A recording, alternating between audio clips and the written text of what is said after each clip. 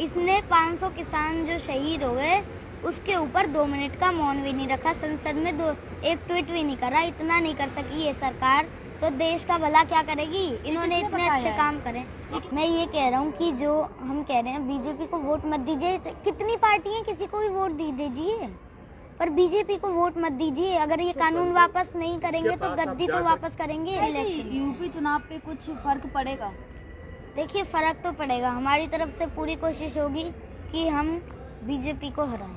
आप जिसके पास आप जा करके बोलेंगे बीजेपी को वोट मत दीजिए, तो वो पूछेगा ना कि आप बोल रहे हैं कि बीजेपी को वोट मत दीजिए, तो फिर आप ही बताओ फिर वोट किसको दे? वो आपके हाथ में।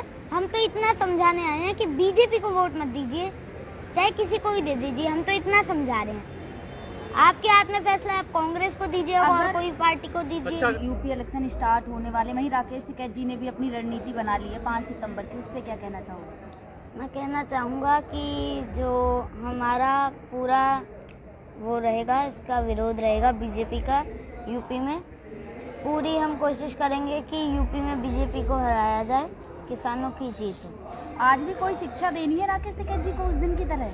नहीं, मैं कुछ नहीं कहना चाहूँगा, वो मुझसे बड़े हैं, उनको पता है कि क्या करना है। मेरा तो तब एक सजेशन था, तो फिर वो उनकी वो है विचारधारा, जो वो चाहेंगे वो करेंगे। तो मैं तो एक सजेशन दिया था। तो क्या ऐसा नहीं लगता कि किसी ना किसी को तो पार्टी बनानी चाहिए आंदोलन में? देखिए बहुत पार्टियां हैं, उसमें आप कर सकते हैं, वोट दे सकते हैं। पार्टी तो बहुत हैं, सपा भी है, भाजपा भी है, और भी कई सारी पार्टी हैं। यूपी में पार्टी की कमी नहीं है, लेकिन फिर भी ऐसा नहीं देखा जा रहा कि किसानों को भी एक अपनी पार्टी तैयार कर लेनी चाहिए, जैसे तुमने पिछली वीडियो में भी कहा था। हाँ, एक बार पार्टी अगर एक बार होनी चाहिए, भले ही एक बार आप इलेक्शन मत लड़ो, पर एक पार्टी होनी चाहिए। वहीं जहाँ देखा जा रहा है कि किसान आंदोलन है, इतना टाइम हो गया है, लेकिन अब सरकार ने भी साफ कर दिया है कि कुछ भी बात करो लेकिन बिल पे बात ना करो। तो फिर ऐसे तो होगा नहीं, बिल पे ही बात होगी। हमारी जो मांगे हैं वही तो कहेंगे हम। लगता है कि 5 सितंबर जो राकेश टिकैत जी ने कहा है मुजफ्फरनगर में महापंचायत, उसके बाद लगता है कि सरकार कोई बातचीत करने के लिए एग्री होगी? ये तो सरकार के हाथ में है, वो क्या करती है। हमने तो रिक्वेस्ट कर रखी है कि आप बातचीत करिए, तभी तो कुछ हल निकलेगा। अगर बातचीत नहीं होगी तो फिर हल नहीं निकल सकता। तो फिर उन्होंने क्यों नहीं करी, वो उनकी गलती है। हमने तो मना नहीं करा कि हम बातचीत नहीं करेंगे। अब उनकी शर्तें हैं कुछ की, इन शर्तों पे हम बातचीत करेंगे।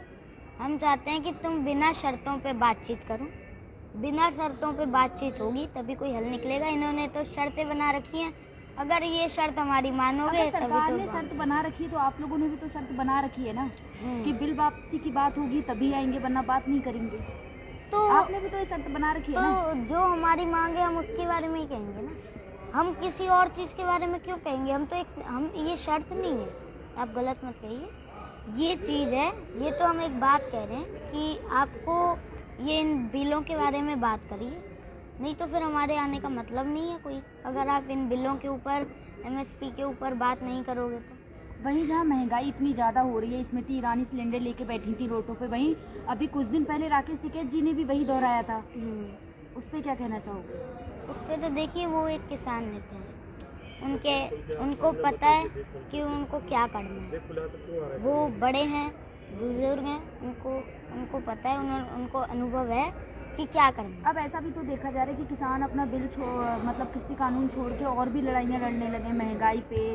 वहीं यूपी चुनाव आ रहे हैं, उस पर भी बात कर रहे हैं।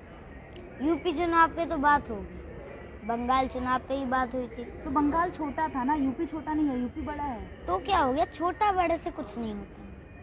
होता ये है कि किसानों की जीत होगी कि नहीं होगी, इलेक्शन तो ये। तो क्या यूपी के लोगों को कानून नहीं पता जो बताने जाएंगे?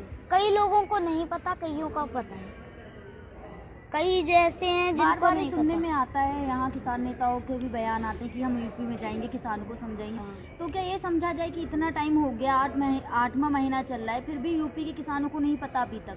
हाँ, तो उनको थोड़ी जितनी नॉलेज नहीं है, वो बेचारे गरीब हैं, उनके पास घर में टीवी नहीं है कईयों के, तो फिर उनको प्रॉब्लम आती है। आपके पिताजी ने आपको इस गवर्नमेंट के बारे में क्या बताया? मुझे गवर्नमेंट के बारे में उन्होंने हर चीज़ बताई है, पूरे देश के बारे में हर चीज़ बताते हैं। तो आप तो किसान से जुड़े हुए हैं ना, आप लोगों को जागरूक करने का काम कर रहे हैं। मैं जागरूक करने का काम कर रहा हूँ। मैं ये कह रहा हूँ कि बीजेपी को वोट मत दीजिए, चाहे किसी को भी दे दीजिए। मतलब बीजेपी को वोट नहीं दे करके किसी को भी देने का मतलब क्या होता है कि आप नोटा में डालवाएंगे वोट लोगों का? ना देखिए, हम कह रहे हैं कि आप कांग्रेस को दे दीजिए। अगर यही आप पे लागू किया जाए, आपको कोई आकर के बोले कि बीजेपी को वोट मत दो, किसी और को दो, तो आप किसको देंगे? मेरे पास अभी हक नहीं है। तो आपके पास ये भी हक नहीं है कि आप लोगों को जाके समझाएं? मैं तो अपने हकों की बात कर रहा हूँ ना। मैं तो ये कह रहा हूँ जो किसानों की, जिसमें किसानों का सही है, मैं तो सही गलत की बात कर रहा हूँ। सही गलत का तो हक है मेरे पास, सही गलत का बोलने के लिए नहीं, बात 8 साल के आप अपना कोई भी फैसला नहीं ले सकते।